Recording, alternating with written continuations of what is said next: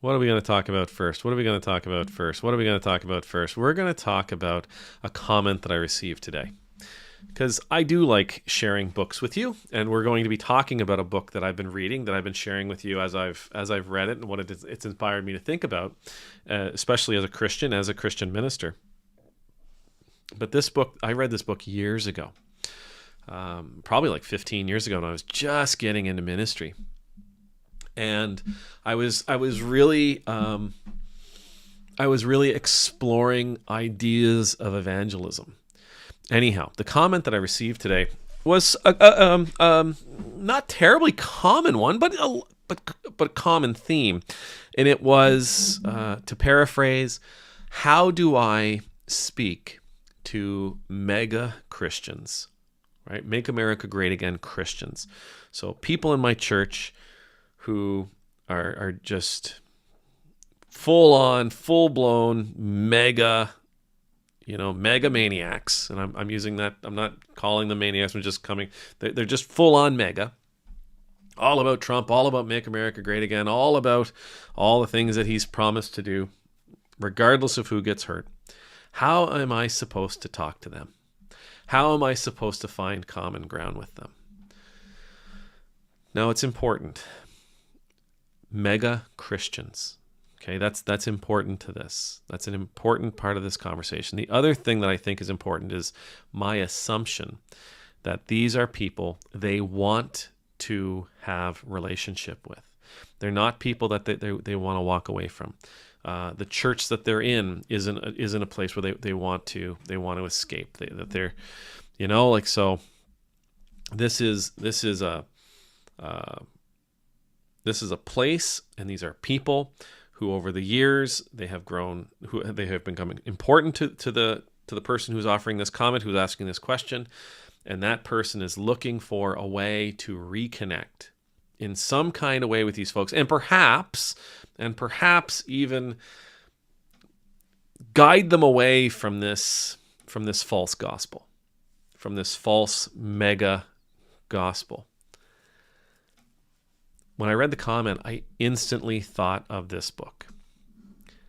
Speaking of Jesus, The Art of Not-Evangelism. It was written by Carl Medeiros.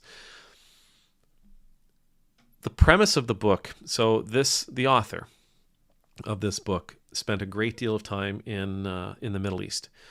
And he offers stories and he offers insights to how he, as a Christian minister, evangelized. How he, as a Christian minister, shared the gospel in a majority Muslim society, culture. Now, again, I'm big on evangelism. I think evangelism is a big deal. I'm not big on the standing on the street corner yelling at people. I'm not big on the telling people they're going to burn in hell, or telling people that fire and brimstone's awaiting them. That doesn't do it for me. I'm also not big on trying to reduce other people's religious experiences or their faith. So this book was really, really, really wonderful for me. Again, yes, he was there as a Christian. He was there as a Christian with an understanding that we are called to make disciples all over the world. How was he going to do it? Well, what he says is he stops trying to evangelize. He stopped trying to get people saved, and he focused on just telling the stories about Jesus. Just telling about what Jesus said and telling folks about what Jesus did, like he was telling stories to his children or telling stories to a Sunday school group. It wasn't about, you need to do this in order to be saved. It was, yeah, you know what? So as we were talking, like as people were in the room were talking, he's like, you know what? In my faith, we have this story. And in this story, Jesus walks on water out to the boat. I don't know what kind of thing you could draw a connection to there, a parallel to, but that he would tell the stories that are found within the Gospels. Or if somebody were to say this is something that's going on, maybe he would say, you know what, in my tradition, Jesus said something very similar to that, or Jesus said something counter to that, or Jesus said something that really makes me think about the situation you're in. But he just unabashedly was willing to share the stories of Jesus Christ. Right? That was it. That's the premise of the book. It wasn't about saving people. It had nothing to do with saving people. It wasn't like, okay, I'm going to tell you this story and then I want you to say the sinner's prayer. Or I'm going to tell you this story and then I want you to confess your faith. Or I'm going to tell you this story and I want you to repeat with me the Apostles' Creed. Or I'm going to tell you this story and we're going to go down to the creek and have a baptism. Nothing like that. It was never, ever, ever about putting butts in pews. It was never about bringing people into the church. It was never about having people renounce their faith. It was just, I want to share these stories because they're meaningful to me. And they're not I'm not asking you to act on it. I'm not asking you to change your life because of it. I'm simply telling you these things because these things are important to me. And so coming back to the comment that I received, how do I speak to, how do I connect to, how do I talk with mega Christians in my church? You talk to them about Jesus.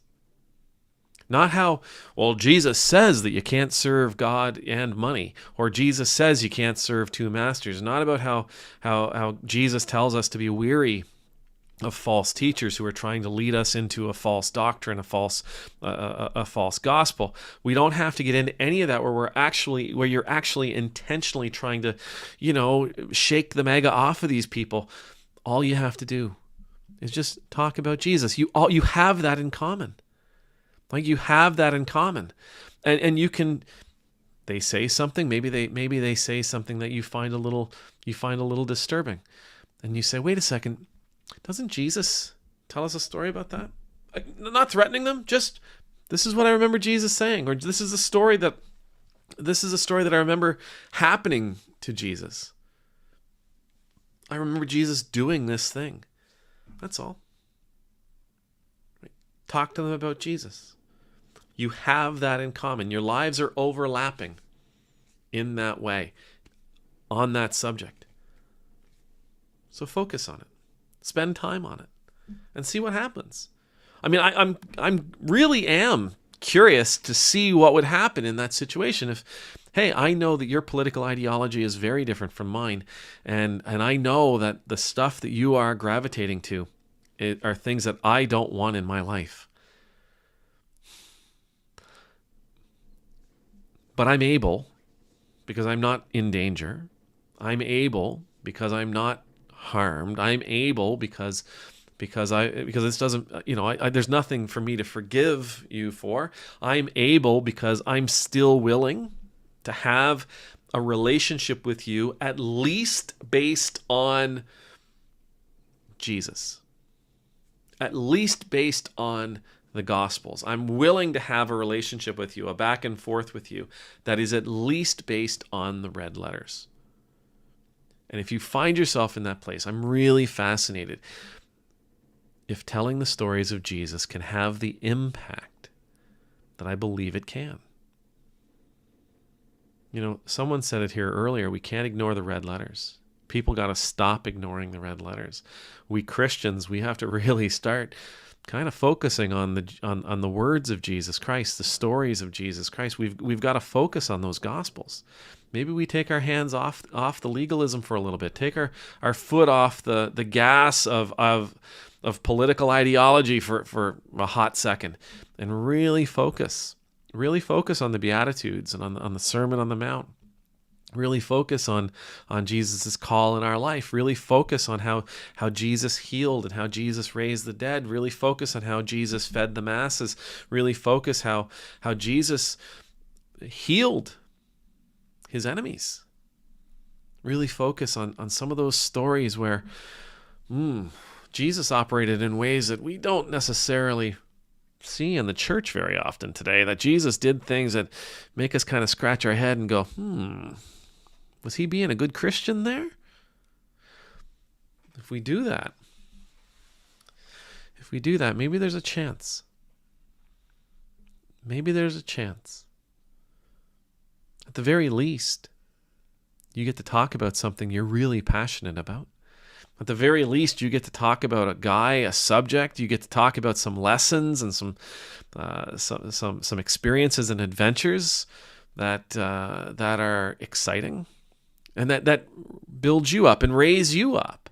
Right? I mean, the more we share Jesus' stories, the better we feel. Certainly, I do. The more I share Jesus' stories, the better I feel. The more I share his words, the better I feel. The more alive I feel. You're not in danger. You're willing to have these conversations. Give it a try. See what happens. Maybe that's what's needed. Right? Again, coming back to Josh's question, maybe that's exactly what's needed. The onus on Jesus Christ, on grace that Jesus offers, the lessons of Jesus, the purpose that Jesus calls us to undertake, the meaning of his presence among us, his birth, his life, his death, resurrection, and his ascension. I think it's an amazing opportunity. It's a whole new field of evangelism. It's a whole new field of evangelism. Let's see what happens when we tell the stories of Jesus Christ. Amen.